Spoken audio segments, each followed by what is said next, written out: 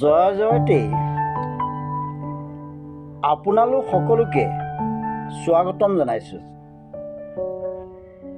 আজিৰ বিষয়ভাগ হ'ল মালিৰ গৃহত স্বয়ং বিষ্ণুৰ পত্নী চাকৰণী হ'ল কিয়? প্ৰভু ভগৱন্ত বিষ্ণু ক্ষীৰসাগৰত অনন্ত সজ্জাত পত্নী লক্ষী দেৱীৰ সৈতে বহু বছৰৰ পিছত প্ৰভু ভগৱন্তই মৰ্ত্যলৈ অহাৰ কথা চিন্তা কৰি আছিল। তেতিয়া পত্নীয়ে ক'লে, প্ৰভু আপুনি বহুত চিন্তাত থকা যেন পাইছোঁ, দয়া কৰি মোক চিন্তাৰ কাৰণ ক'ব নেকি? তেতিয়া প্ৰভু ভগৱন্তই ক'লে, হে দেৱী, মোৰ মৰ্ত্যত গৈ নৰলোকক এবাৰ দৰ্শন কৰাৰ কথা ভাবি আছোঁ। তাত কিছুদিন থাকি গুচি আহিম। স্বামীৰ কথা শুনি পত্নীয়ে ক'লে, প্ৰভু বেয়া নাপায় যদি মোকো লগত লৈ যাব নেকি? পৰম কৃপালু বিষ্ণুৱে বহু সময় চিন্তা কৰি ক'লে, হে দেৱী, লগত নিয়াটো ডাঙৰ কথা নহয়, কিন্তু মোৰ এটি চৰ্ত আছে। সেই চৰ্ত মানি ল'লে তোমাক মোৰ লগত নিব পাৰিম। তেতিয়া পত্নীয়ে ক'লে, প্ৰভু চৰ্তটো দয়া কৰি মোক প্ৰকাশ কৰিব নেকি? তেতিয়া প্ৰভু ভগৱন্তই ক'লে, দেৱী, চৰ্তটি হ'ল, মোৰ লগত যদি তুমি যোৱা তেতিয়াহ'লে মৰ্ত্যত 4টা দিশৰ ভিতৰত 3টা দিশ অৰ্থাৎ পূব, পশ্চিম, দক্ষিণ এই দিশকেইটাত সকলো সৌন্দৰ্য উপভোগ কৰিব পাৰিবা, কিন্তু উত্তৰ দিশত সম্পূৰ্ণ নাচাওঁ বুলি কথা দিব লাগিব। যদি এই চৰ্ত মানি লোৱা তেতিয়াহ'লে মোৰ লগত যাব পাৰিবা। মাতা লক্ষ্মী দেৱীয়ে হাঁহি মুখে চৰ্ত মানি ল'লে আৰু আনন্দমনে স্বামীৰ সৈতে মৰ্ত্যলৈ গমন কৰিলে। সূৰ্য উদয় হোৱাৰ লগে লগে মৰ্ত্যত প্ৰৱেশ কৰিলে। প্ৰভু ভগৱন্ত মৰ্ত্যত প্ৰৱেশ কৰাৰ লগে লগে দেৱতাসকলে পুষ্পবৃষ্টি কৰিলে। পুষ্পবৃষ্টি হোৱাত প্ৰকৃতিৰ মনোমোহা দৃশ্য সুন্দৰ হৈ পৰিল। সেই দৃশ্য উপভোগ কৰি মাতা লক্ষ্মী দেৱী প্ৰকৃতিৰ বুকুত বিলীন হৈ গৈছিল। লক্ষ্মী দেৱীয়ে স্বামীক দিয়া চৰ্ত পাহৰি গ'ল। প্ৰকৃতিৰ দৃশ্য উপভোগ কৰি কৰি উত্তৰ দিশ পালেগৈ। সেই দিশত মালীসকলৰ সুগন্ধি ফুলৰ বাগানে ৰমক জমক কৰি আছে। সেই সুগন্ধি ফুলৰ গোন্ধই সকলোকে আকৰ্ষিত কৰে। মাতা লক্ষ্মী দেৱীয়ে মালীৰ বাগানত প্ৰৱেশ কৰি তাৰ পৰা কেইপাহমান ফুল ছিঙি আনি স্বামীক দিব ধৰাত স্বামীয়ে ক'লে, এই ফুল মই গ্ৰহণ কৰিব নোৱাৰিম। তুমি জনাটো উচিত আছিল, গৃহস্থৰ বস্তু নুসুধাকৈ ছিঙাটো অপৰাধেই নহয়, পাপো হয়। তুমি বিশ্বব্ৰহ্মাণ্ডৰ অধিপতিৰ পত্নী হৈ ইমান জঘন্য কাম কিয় কৰিলা? তুমিতো মোক কথা দিছিলা যে উত্তৰ দিশক মই কেতিয়াও নাচাওঁ। লগে লগে মাতা লক্ষ্মী দেৱীয়ে স্বামীক দিয়া চৰ্ত মনত পৰাত লজ্জিত হৈ শ্ৰীচৰণত ধৰি সেৱা জনাই ক্ষমা বিচাৰিলে, কিন্তু স্বামীয়ে ক্ষমা নিদিলে। কাৰণ পাপ কৰিলে পাপৰ শাস্তি পাবই লাগিব, সেয়া মোৰ পত্নীয়ে হওক কিংবা আন কোনোবাই হওক। স্বামীৰ কথা বুজি পাই ক'লে, হে প্ৰভু, মই মহাপাপ কৰিলোঁ।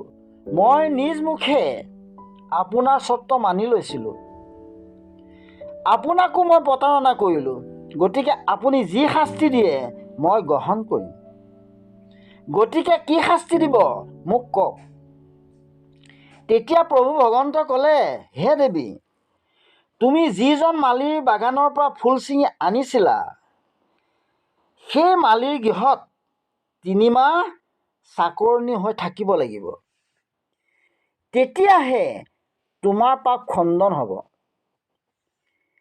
3 মাহৰ অন্তত মই ৰথ পঠাই দিম, তুমি গুচি আহিবা। এই বুলি কৈ প্ৰভু ভগৱন্ত নিজৰ স্থানলৈ গমন কৰিলে। মাতা লক্ষ্মী দেৱীয়ে মনতে ভাবিলে, কপালৰ লিখন নাযায় খণ্ডন। মোৰ কপালত লিখা আছে যেতিয়া মালিৰ গৃহত বন কৰা চাকৰণী হৈ থাকিব লাগিব, গতিকে দুখ কৰি লাভ নাই।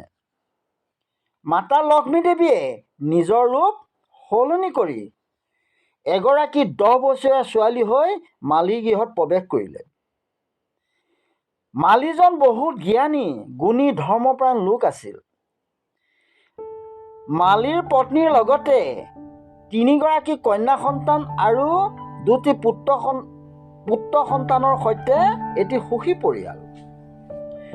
ফুলৰ বাগানৰ জৰিয়তে যি উপাৰ্জন হয় তাৰেই দুবেলা দুমুঠি খাই জীয়াই আছে।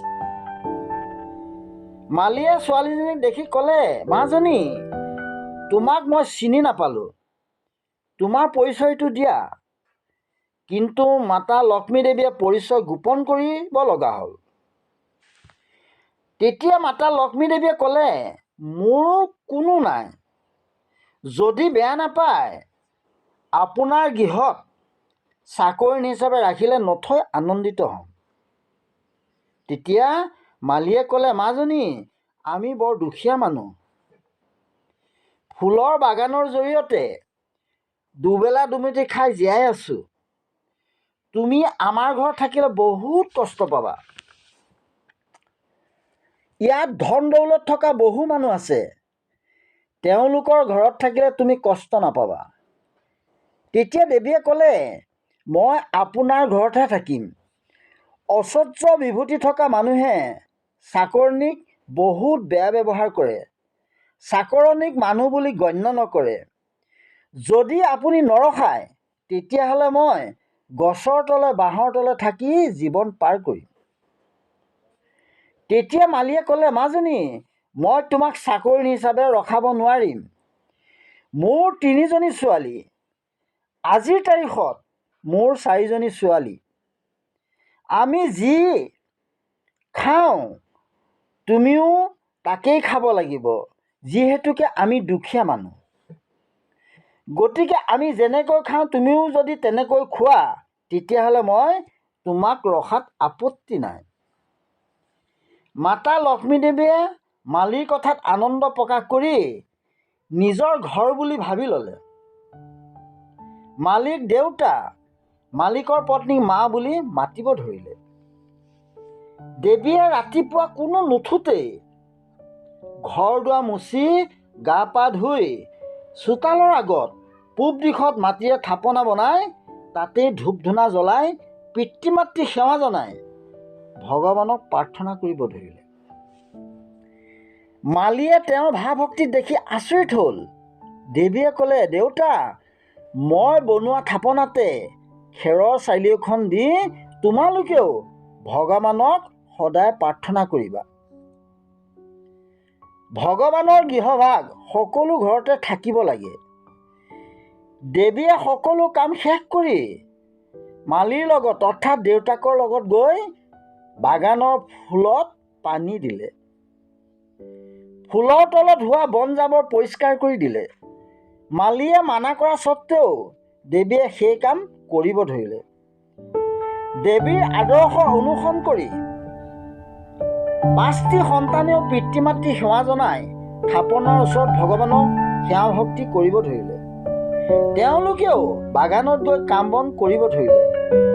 মালিয়ে মনতে ভাবিলে, মোৰ ঘৰত লক্ষ্মী দেৱীয়ে বাস কৰিছে যেন লাগিছে। সেইগৰাকী স্বয়ং প্ৰভু ভগৱন্ত বিষ্ণুৰ পত্নী কোনেও নাজানে।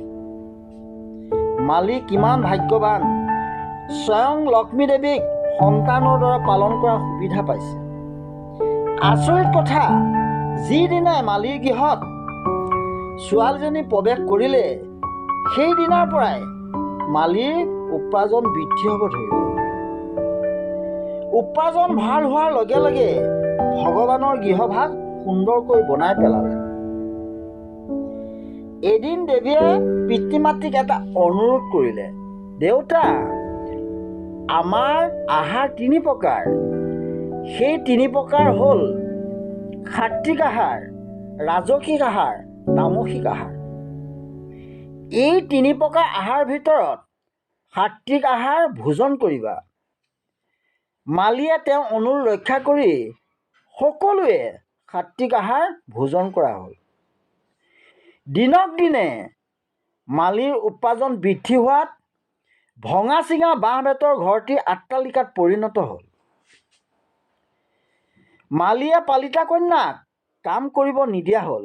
কিন্তু পালিতা কন্যাই কয়, দেউতা, কৰ্মই ধৰ্ম, গতিকে সদায় সৎকৰ্ম কৰিব লাগে।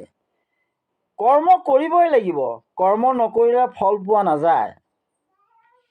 এদিন মনে মনে পালিতা কন্যাই গম নোপোৱাকৈ মালিয়ে পত্নীক লগত লৈ বাগানত কাম কৰি আছিল।